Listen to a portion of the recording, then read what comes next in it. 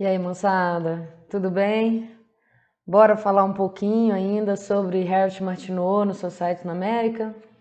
Então, nós já fizemos a parte da introdução e agora a gente está na introdução da parte 1. Eu disse para vocês que tem duas introduções, né? A introdução do livro, da obra de modo geral, e a introdução da parte 1, que é política, e a gente está nela. E vamos terminar hoje essa parte, tá bom? Bora lá então, a gente está na página 38 desse livro aqui. Sempre mostro o livro para vocês poderem se localizar. A Martineau diz o seguinte: a mesma coisa é o caso dos não representados sob governos que não são chamados despóticos. De acordo com os princípios professados pelos Estados Unidos, existe lá uma retificação desse poderoso erro, uma correção desse grande descuido. Nessa nação autogovernada, todos estão condenados a ter um igual interesse nos princípios de suas instituições e a serem limitados em igual dever para assistir seus trabalhos. A política lá é um dever universal. Ninguém está isento da obrigação, exceto os não representados, e eles, em teoria, nada são. Bom, eu vou parar por aqui, porque eu acho que aqui a gente já tem um ponto, né? Quem que são os não representados? Aqueles que não podem participar, então aqueles que estão fora do processo. Ontem eu estava vendo um canal do YouTube que eu nunca tinha visto, o Flow, com a entrevista com o ex-presidente Lula. E aí, num determinado momento, entrevista, não sei se chama entrevista aquilo não, é uma conversa, bate-papo, bem informal, inclusive. Num determinado momento, Lula vai e comenta que, veja bem, os analfabetos não podiam votar. Isso a gente está falando da década de 90, referência que ele faz lá, eu não vou nem ficar discutindo isso aqui. Mas o que isso significa? Né? Essas pessoas não podem participar, estão alijadas do processo.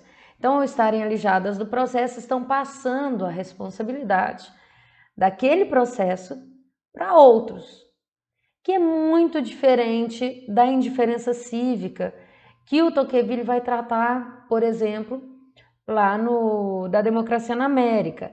E aí, por que eu estou citando essa live? Porque o apresentador, que eu não sei o nome, não conhecia, né? Foi a primeira vez que eu vi o programa, ele diz que desde 2002 ou 12, não sei, ele não vota. Então, abdicou do direito de participar. É muito diferente do que a gente está discutindo aqui agora, quando a Martineau está dizendo regimes não despóticos, então supostamente democráticos ou próximo da instituição democrática, né? O que se faz com os não representados? Quem são os não representados? São pobres? São mulheres? São negros? São indígenas? Nessas eleições, por exemplo, a gente teve uma coisa muito bacana, que é falar, eu acho que pela primeira vez, na bancada indígena, né? E olha que interessante, então a gente está falando de representatividade, dos próprios indígenas se colocarem como representantes das suas pautas, não esperarem que outras pessoas os representem ou entendam os seus problemas. Da mesma forma, quando o Lula fala, eu era como você, falando para o entrevistador, né? Eu era um operário que dizia, não quero entrar em política de jeito nenhum. Até que um determinado dia eu fui até o Congresso e vi que não tinha nenhum trabalhador no Congresso. E aí resolvi criar um partido. Não é ele, né? É um coletivo que cria o partido, Partido dos Trabalhadores. Mas vejam, esse é um movimento em que a representatividade é alterada, né? Quando os próprios agentes começam a questionar o seu lugar dentro desse sistema que supostamente seria de autogoverno, mas é um autogoverno que exclui uma grande parcela da população, né?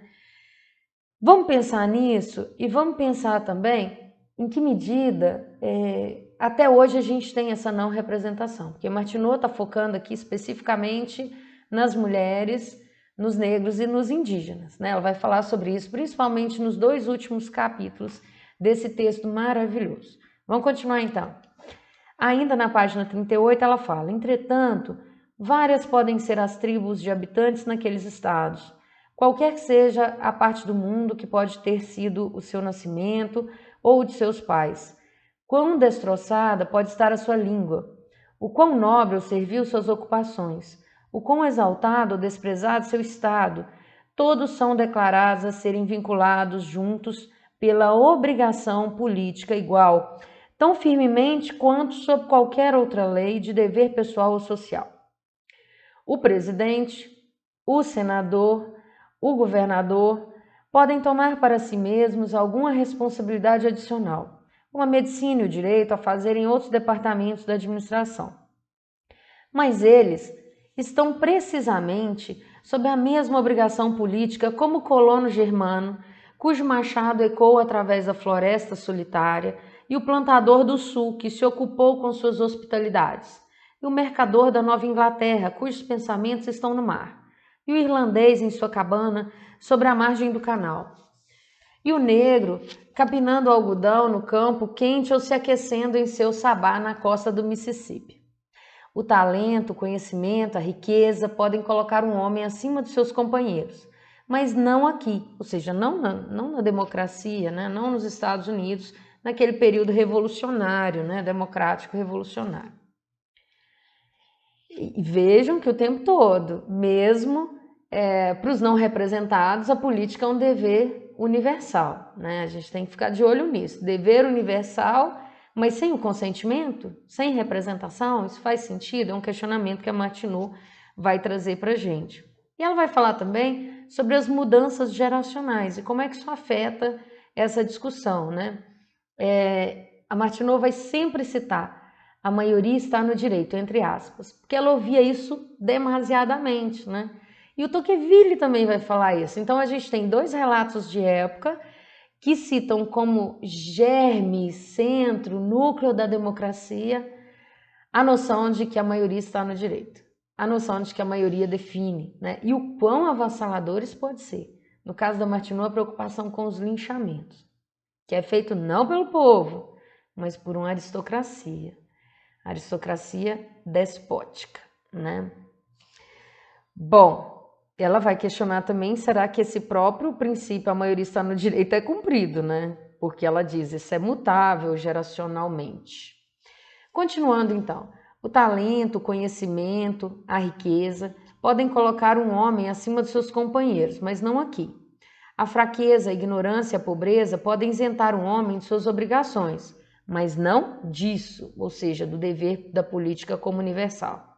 Então, quando aquele entrevistador vira para o Lula e fala, não voto, cara, eu falo, como é que eu vou falar para os outros para votarem e tal, se eu não voto, né?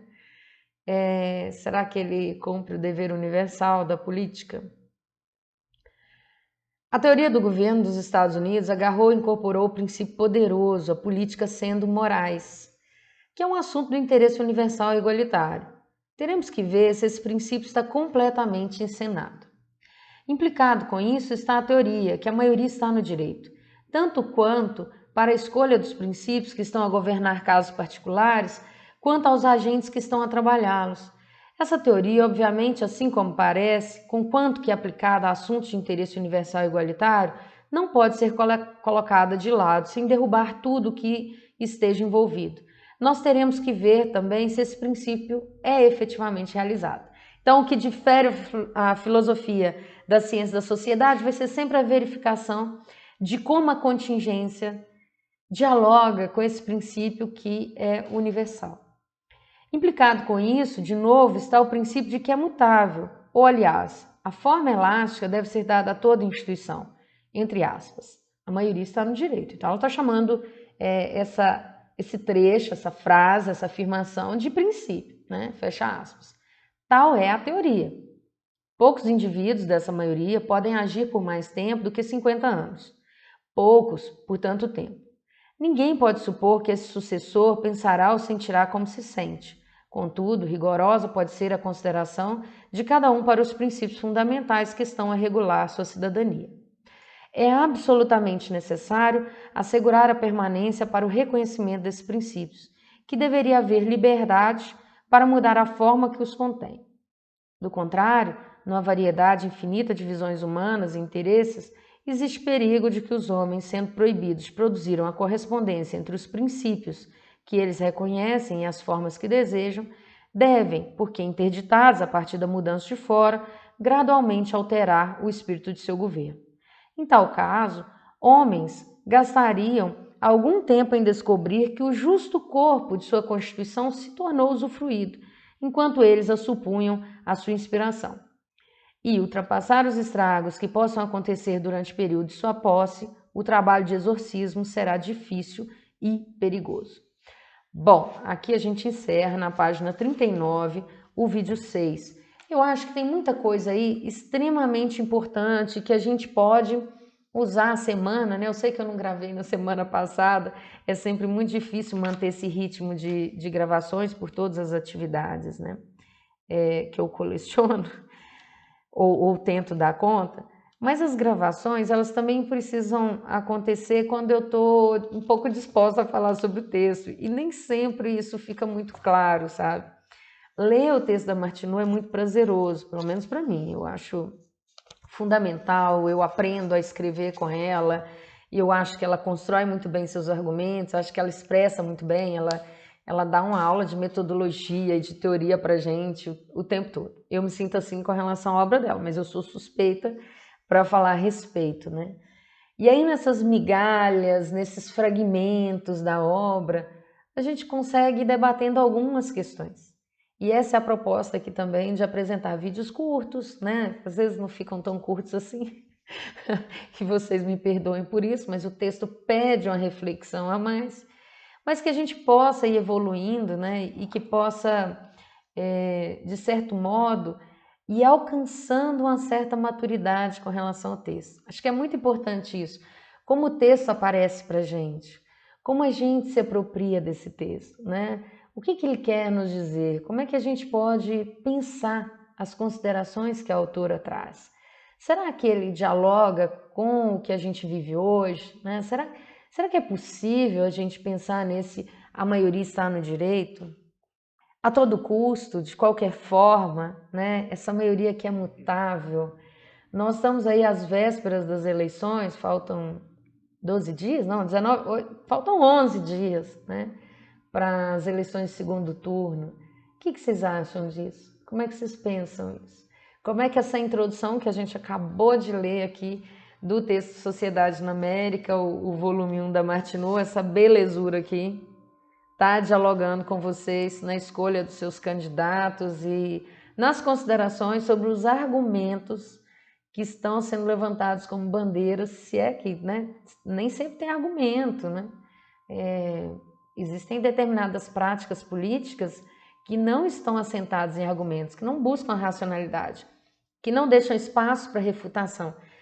É um tipo de comportamento, né? Como as pessoas se associam ou não a esses tipos de comportamento é uma coisa muito interessante para a gente averiguar aqui do ponto de vista sociológico.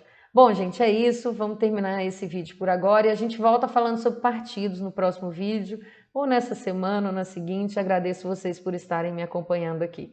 Grande abraço. Até a próxima. Tchau.